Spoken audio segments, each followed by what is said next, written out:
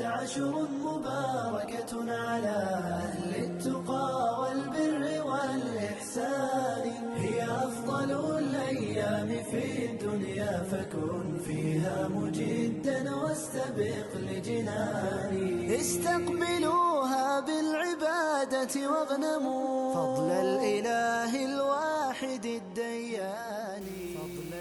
بسم الله والحمد لله والصلاة والسلام على رسول الله. إكمالا لمحاسن البيت العتيق،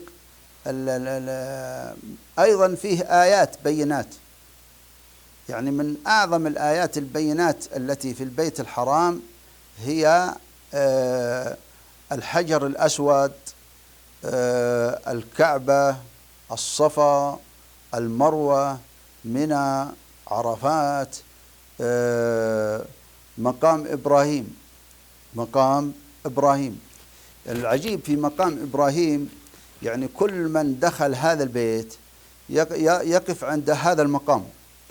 طبع الله معجزة عظيمة، طبع الله قدم هذا الرجل المبارك باني البيت لإبراهيم عليه السلام، طبعه على الحجر القاسي قدميه، ولهذا هي علامة على أن هذا هو بيت الله، هذا مقام إبراهيم.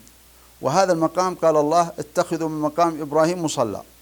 فالآيات كثيرة في هذا البيت الحرام، وجود الجمار، الصفا، المروة، مقام إبراهيم، الحجر الأسود، المشاعر، المناسك، منى، عرفات، مزدلفة، هذه المشعر الحرام كلها. هذه الأماكن يعني بعض العلماء عد أكثر من 40 آية في هذا البيت العظيم، فيه آيات بينات، ثم خص آيتين منها مقام إبراهيم.